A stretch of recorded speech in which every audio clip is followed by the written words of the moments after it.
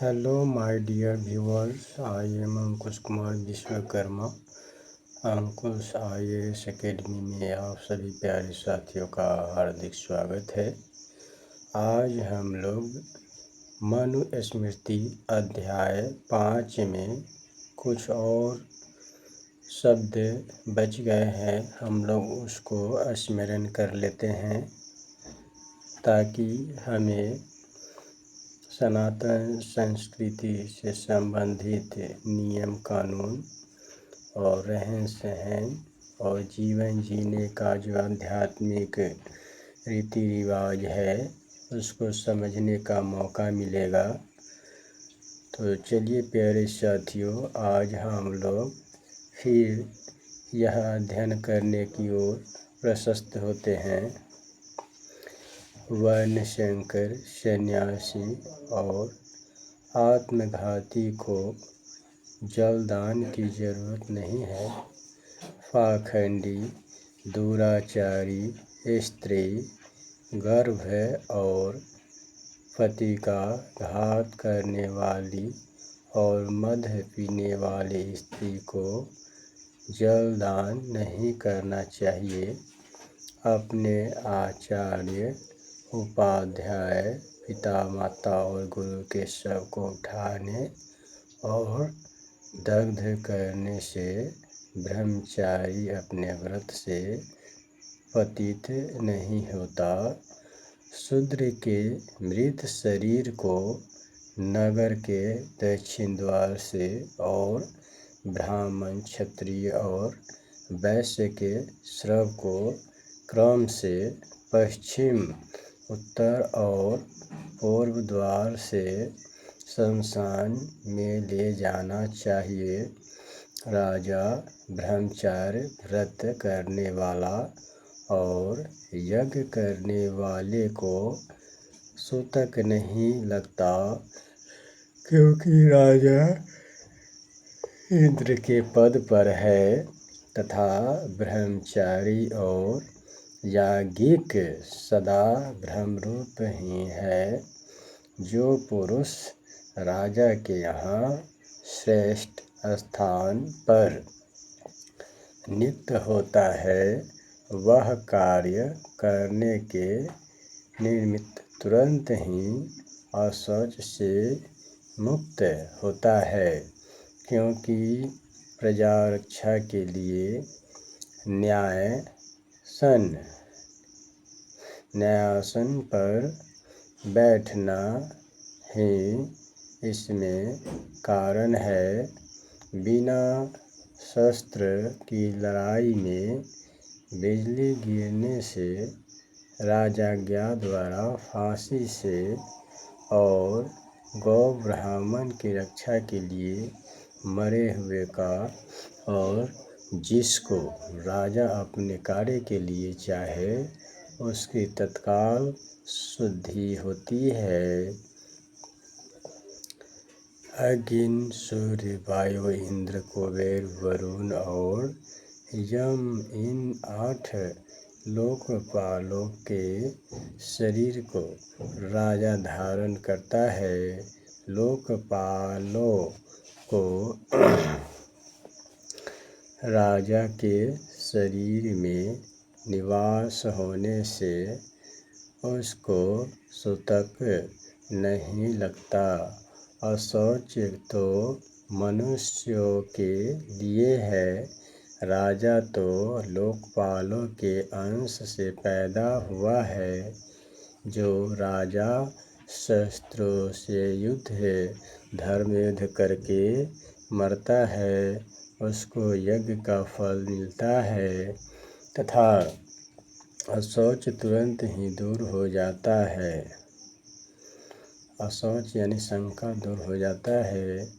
प्रेत क्रिया के अंत में ब्राह्मण जल का, क्षत्रिय शस्त्र का,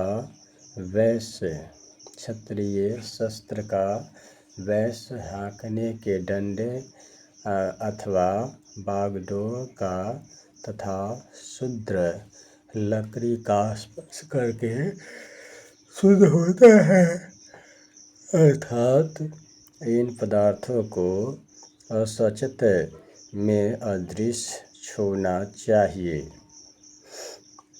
हे द्विजों, यह संपिंडों की मरणाशौच विधि कही गई है। अब असापिंडों की विधि सुनो। अश्वपिंड द्विज की मृत्यु होने पर उसको बंधु की तरह उठाना, दाह देना और माता के समीप के भाई बहन आदि का भी उसी तरह कर्म किया हो तो इसमें 3 दिन का अशौच होता है। जो दाहादी करने वाला मृतक के संपिंडों का अन्न खाता हो तो 10 दिन में, और न खाता हो, न उसके मकान ही में रहता हो तो 1 दिन में शूद्र हो जाता है।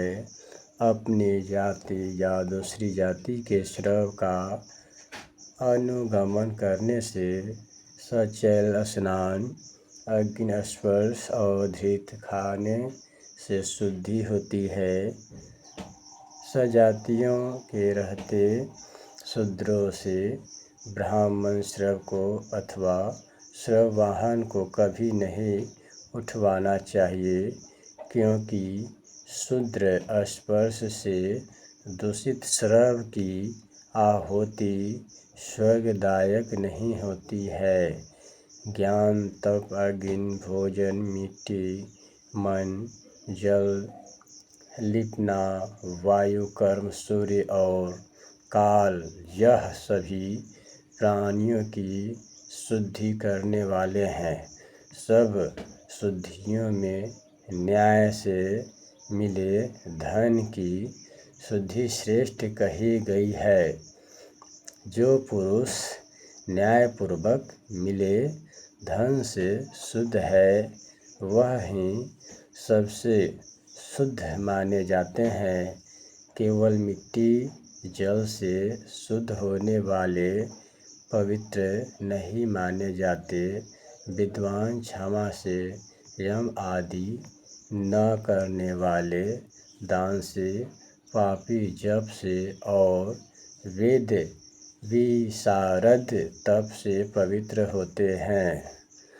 अपवित्र पदार्थ मिट्टी और जल से शुद्ध होते हैं। नदी वेग से शुद्ध होती है। मन से दूषित स्त्री रजस्वला होने से शुद्ध होती है और ब्राह्मण त्याग से शुद्ध होता है। जल से शरीर शुद्ध होते हैं। मन सत्य भाषण से शुद्ध होता है। इस प्रकार शरीर शुद्धि का निर्णय कहा है। अब द्रव्य शुद्धि का निर्णय कहेंगे। सुवर्ण आदि तेजस पदार्थ, मणि और सब पत्थर के पदार्थों की शुद्धि राख, जल और मिट्टी से होती है, जिसमें किसी भांति का लेप न हो। ऐसे सोने का पात्र, शंख, पत्थर और चांदी का पात्र जल से ही शुद्ध होता है।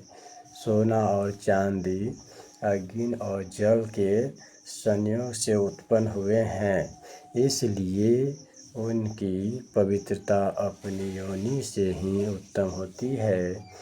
तांबा, लोहा, कांस्य, पित्तल, जस्ता और शीशे का पात्र, खार, खटाई और जल, इनमें जिससे हो सके उसी से शुद्ध कर लेना चाहिए। घी, मधु आदि को पिघलाकर छान लेने से, जमे हुए का प्रोक्षण से और लकड़ी के पात्र को छीलने से शुद्धि होती है। यज्ञ कर्म में यज्ञ के पात्र हाथ से धो डालने से पवित्र हो जाते हैं। चम्मच और ग्रह पात्र वगैरह गर्म जल से धोने से पवित्र होते हैं। चरो अस्त्रुवा सुफ सकट मूसल और ओखल गर्म जल से शुद्ध होते हैं। अन्न और वस्त्र का बहुत देर हो तो जल छिड़कने से पवित्र होता है और थोड़ा हो तो जल से धोने पर पवित्र होता है। चमड़ा, चटाई आदि बाँस के पदार्थ, वस्त्रों के सामान और शाकमूल फलों को अन्न के समान पवित्र करना चाहिए।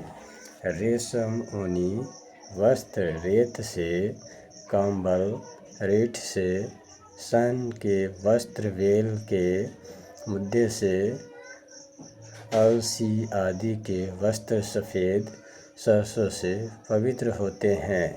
शंख, सींग, हड्डी और हाथी दांत के पदार्थ सफ़ेद सरसों, गौमूत्र और जल से पवित्र होते हैं। लकड़ी, घास वगैरह जल छिड़कने से, घर लिपने पोतने से और मिट्टी के बर्तन आग में रखने से शुद्ध होता है। जिस मृत पात्र में मध, मल, चर्बी आदि का संपर्क हो जाता है उसका पुनः अग्नि संस्कार करने पर भी वह शुद्ध नहीं होता। झाड़ू देना, लीपना, जल छिड़कना, खोदना और गौ का निवास, इन 5 प्रकारों से भूमि पवित्र होती है। पंछी का खाया हुआ, गौ को सूंघा हुआ, पैर से दबाया हुआ और जिसके ऊपर छींक दिया हो, जहाँ बाल या कीड़ा पड़ा हो ऐसा स्थान मिट्टी डालने से पवित्र होता है।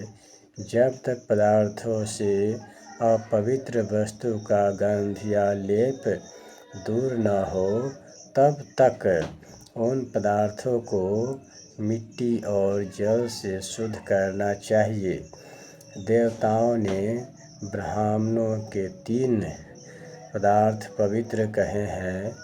एक अदिष्ट, दूसरा जो पानी से धो लिया गया हो और तीसरा जिसको ब्राह्मणों ने चरण से पवित्र किया हो। जिस जल में गौ की प्यास दूर हो जाए, पवित्र हो, गंध, रस और वर्ण से ठीक हो, ऐसा पानी भूमि में शुद्ध होता है। कारीगर का हाथ जो पदार्थ बाजार में बेचने के लिए रखे हो और ब्रह्मचारी की भिक्षा, यह सदा पवित्र होते हैं। स्त्रियों का मुख फल गिराने में, पक्षी की चोंच, दूध निकालते समय बछेरा का मुख और शिकार में कुत्ते का मुख पवित्र माना गया है। कुत्ते के द्वारा शिकार किए गए का मांस पवित्र होता है। मांसाहारी पशु, चांडाल आदि के मारे जीवों का मांस भी पवित्र होता है। यह मनु जी की आज्ञा है।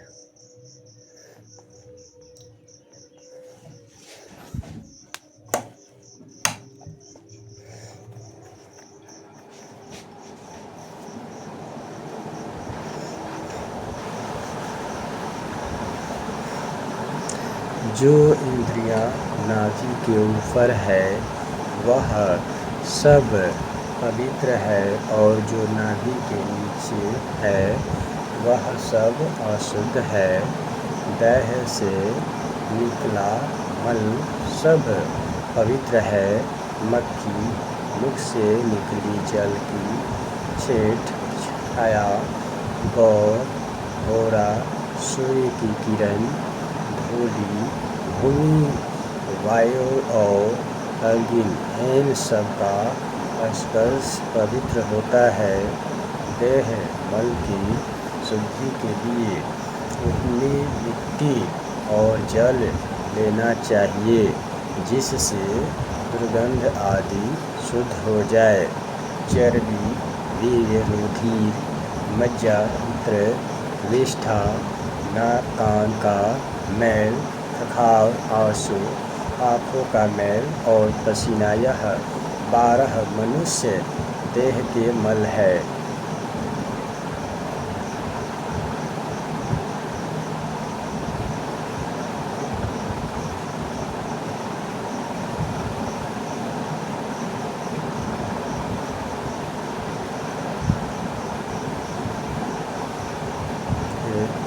मल है।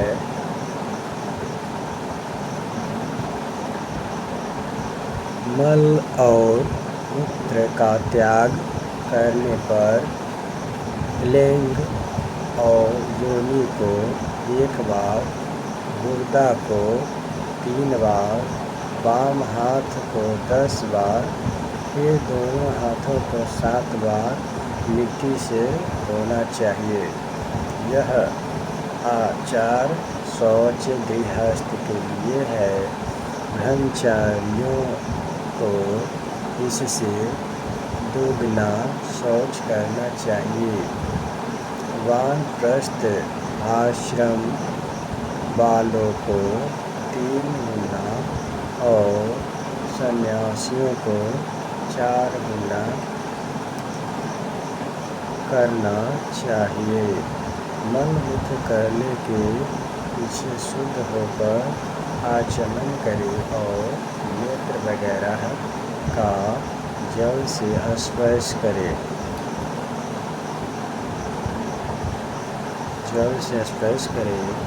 वेद पाठ के आरंभ में और भोजन के समय में आचमन करे।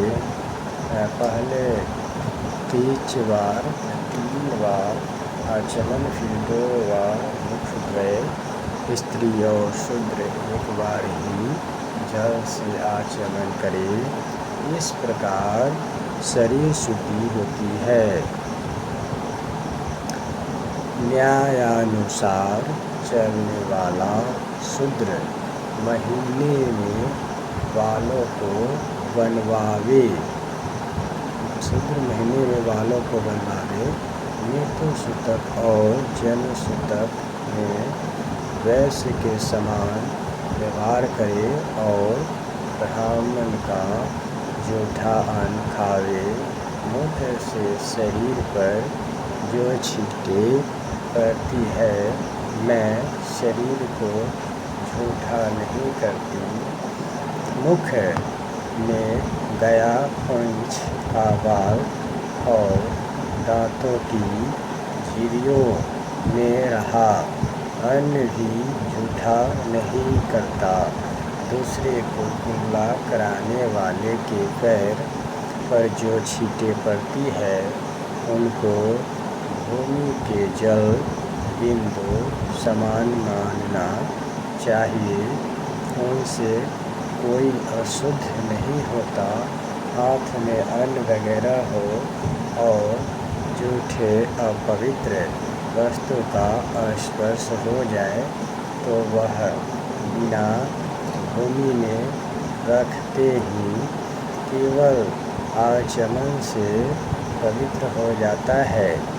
वामन और दस्त होने पर स्नान करके घी का आचमन करे, भोजन करके कुल्ला करे और मैथुन के बाद स्नान करे, तब शुद्धि होती है। सोकर छींक कर, खास कर, थूक कर, झूठ बोलकर, जल पीकर और पढ़ने के समय पवित्र होने पर भी आचमन करना चाहिए। यह सब संपूर्ण वर्णों की शौच विधि कही गई है। अब स्त्रियों के धर्म सुनो। स्त्री चाहे बालक, युवती अथवा वृद्ध हो, उनको घर में कोई काम स्वतंत्रता से नहीं करना चाहिए, यानी स्वतंत्रता से नहीं करना चाहिए। स्त्री बालकपन में पिता की आज्ञा में, जवानी में पति की आज्ञा में और पति के बाद पुत्र की आज्ञा में रहे, परंतु स्वतंत्रता का भोग कभी न करे। स्त्री पिता, पति व पुत्रों से अलग रहने की इच्छा न करे। अलग रहने से पिता और पति दोनों पूर्ण दोषी होते हैं। सदा प्रसन्नचित्त और घर के काम में चतुर रहे, घर के सामान को पवित्र रखे और खर्च संभाल कर करे। पिता की संपत्ति से भाई जिसके साथ विवाह कर दे, उस पति की सेवा जीवन भर स्त्री को करनी चाहिए और उसके मृत्यु होने पर ब्रह्मचार्य से रहना चाहिए। विवाह में जो प्रजापति यज्ञ किया जाता है वह स्त्रियों के मरणार्थ है और पति होने में वाग्दान ही कारण है। मंत्रों में विवाह संस्कार करने वाला पति ऋतुकाल में या उससे भिन्न काल में सदा स्त्री को सुख देने वाला है। पति लोक परलोक दोनों में सुख दाता है। पति चाहे कुशील हो, मनमाना हो, अच्छे गुणों से रहित हो, तब भी उसकी सेवा देवता के समान करनी चाहिए। स्त्रियों के लिए अलग यज्ञ, व्रत या उपवास कुछ भी नहीं है। उनके लिए पति की सेवा ही स्वर्ग देने वाली है। जो पतिव्रता स्त्री अपने पति लोक की इच्छा करे, वह पति के जीवन में या मरण में उसके विरुद्ध कोई आचरण न करे। विधवा स्त्री को फल खाकर शरीर क्षीण करना चाहिए। पति के मरने पर व्यभिचार के ख्याल से पर पुरुष का नाम भी नहीं लेना चाहिए। एक पति की सेवा करने वाली स्त्री को विधवा होने पर भी अपनी मन कामनाओं को छोड़ देना चाहिए। मरण काल तक ब्रह्मचार्य का पालन करना चाहिए और पति सेवा के फल की इच्छा रखनी चाहिए।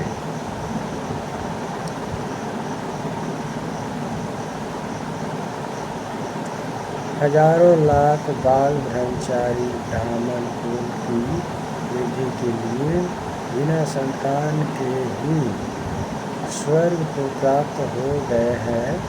पति की मृत्यु के बाद जो स्त्रियां ब्रह्मचार्य में रहती है वह पुत्रहीन ही स्वर्ग को प्राप्त करती है, जैसे ब्रह्मचारियों को मिलता है। परंतु जो स्त्रियां पुत्र की लालसा से व्यभिचार करती है, वह लोक में निंदा पाकर अंत में पतिलोक से भ्रष्ट हो जाती है। पति के सिवा दूसरे से उत्पन्न संतान उस स्त्री की संतान नहीं गिनी जाती। दूसरे से उत्पन्न संतान उस स्त्री की संतान नहीं गिनी जाती। पतिव्रता स्त्रियों के लिए दूसरे पति की व्यवस्था कहीं नहीं है, अर्थात विवाहित पति ही उसको सच्चा सुख और स्वर्ग लोक देने में समर्थ होता है। जो स्त्री रूप धन आदि लय रहित अपने पति को छोड़कर दूसरे पुरुष की सेवा करती है, वह संसार में निंदा पाती है और इसका अमुक पति पहला है, अमुक दूसरा है। इस प्रकार लोग कहते हैं, जो स्त्री पति को छोड़कर व्यभिचार करती है, वह जगत में निंदा पाती है और मृत्यु उपरांत श्रृंगार की योनि में जन्म लेती है। पाप, रोग, कोढ़ इत्यादि से पीड़ित होती है और जो स्त्री शरीर, वाणी और मन को वश में रखकर पति सेवा करती है, वह पति लोक पाती है और संसार में पतिव्रता कहलाती है। मन, वाणी और शरीर से नियम और सदाचार से रहने वाली स्त्री साध्वी कहलाती है और उत्तम कीर्ति और स्वर्ग को प्राप्त होती है। इस प्रकार साध्वी स्वर्णा स्त्री पति से पूर्व मर जाए तो उसका दाह अग्निहोत्र की अग्नि और यज्ञ पात्रों के साथ करना चाहिए। पति से पूर्व स्त्री को मरण होने पर उसकी अंत्येष्टि क्रिया पूर्वक दाह देकर फिर विवाह करके अस्मात् अग्नि या श्रोतांगी का धारण करना चाहिए। वे जातियों को उक्त विधि के अनुसार नित्य पंच महायज्ञ करना और विवाह करके श्रायु का दूसरा भाग गृहस्थ आश्रम में बिताना चाहिए। महर्षि भृगु द्वारा प्रवचित मानव धर्मशास्त्र स्मृति का 5वां अध्याय समाप्त हुआ। हम लोग फिर 6ठा क्लास में 6ठा अध्याय पढ़ेंगे। तो प्यारे साथियों, आज जो आप लोगों ने अध्ययन किया है उसको अपने स्मरण शक्ति से सोचने और समझने की प्रक्रिया को बेहतर बनाए और सनातन संस्कृति को समझने के लिए आप सभी प्यारे साथियों का हार्दिक स्वागत है हमारे ब्लॉग पे। अंकुश IAS एकेडमी एक बेहतरीन प्लेटफॉर्म है जिस पर मानव जाति के संपूर्ण मानसिक विकास से संबंधित जानकारियाँ प्राप्त की जाएगी और हमारा यह प्रयास रहेगा कि कोई भी मानव जाति सिर्फ जन्म लेकर और शारीरिक श्रम करके जीवन यापन करके फिर मृत्यु को प्राप्त हो, क्योंकि जानवर में और इंसान में फ़र्क के लिए सभ्यता, संस्कृति और वैज्ञानिक शिक्षा, आध्यात्मिक शिक्षा होना बहुत ज़रूरी है। यदि आपके वैज्ञानिक शिक्षा, आध्यात्मिक शिक्षा और तर्क शक्ति ऐसा होनी चाहिए जिसको सर्वोपरि मान्य हो और आप अपने आप को ऐसा छवि बनाएं जो लोग यदि हृदय से सम्मान करे और वह किसी प्रकार के छलावा को नष्ट करने में अपने प्रवचन को, अपने क्षमता को बेहतरीन परफॉर्मेंस के साथ रखें। तो साथियों, आज हम लोग क्लास 5 और अध्याय 5 को बेहतरीन ढंग से अध्ययन कर लिया है। फिर अगर अगले क्लास में हम लोग 6ठा अध्याय को पढ़ेंगे और समझने का कोशिश करेंगे। धन्यवाद प्यारे साथियों।